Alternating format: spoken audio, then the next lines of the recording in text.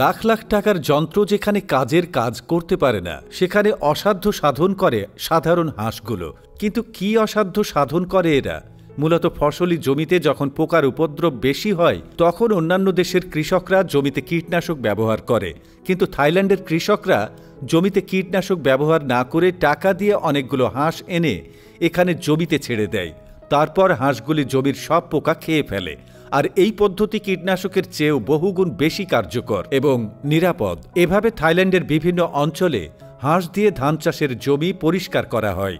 ধান কাটার পর পড়ে থাকা খোসা আর কীটপতঙ্গ পরিষ্কার করতে হাঁসকে পাঠানো হয়। এভাবে হাঁসের মালিক ও কৃষক উভয়েই লাভবান হয়ে থাকেন।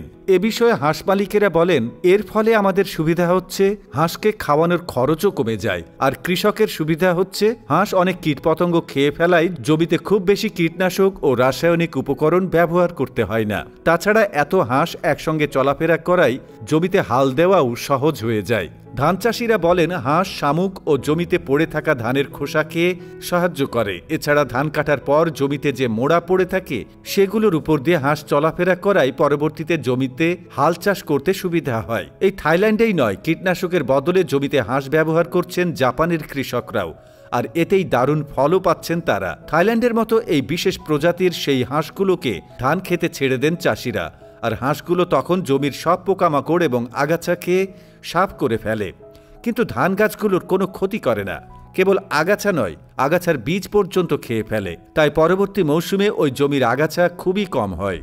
এই পদ্ধতিতে বেড়ে ওঠা ফসল ঘূর্ণিঝড়, প্রাকৃতিক দুর্যোগের মধ্যেও টিকে থাকার লড়াইয়ে অন্যদের চেয়ে বেশি শক্তিশালী, যে কারণে সে দেশের কৃষকরা রাসায়নিক সার ব্যবহার করেন না। ফলে ব্যাপারটি পরিবেশের জন্য খুবই উপকারী। এই পদ্ধতিতে কেবল একটাই অসুবিধা, যখন হাঁসগুলো খুব মোটা হয়ে যায় তখন শরীরের ভারসাম্য রাখতে না পারায় ধান গাছগুলোকে মারিয়ে দেয়। তাই প্রতি বছর নতুন হাঁসের প্রয়োজন হয়। অবশ্য কেবল থাইল্যান্ড আর জাপানেই নয়, চীন, দক্ষিণ কোরিয়া, এমনকি ইরানেও হাঁস ব্যবহার করে জমি পরিষ্কারের এই পদ্ধতি চালু হয়েছে। তবে বর্তমান যুগে যেখানে মানুষ প্রতিনিয়ত প্রযুক্তির উৎকর্ষে জয় করেছে, সেই ছোঁয়া কৃষিক্ষেত্রেও থেমে নেই। তাই আগামীতে কৃষি জমিতে এমন হাঁসের পরিবর্তে রোবট দেখা যেতে পারে। কারণ জাপানি গাড়ি নির্মাতা প্রতিষ্ঠান নিশানে কর্মরত এক ইঞ্জিনিয়ার নিজ উদ্যোগে এমন রোবট হাঁস তৈরি করেছেন।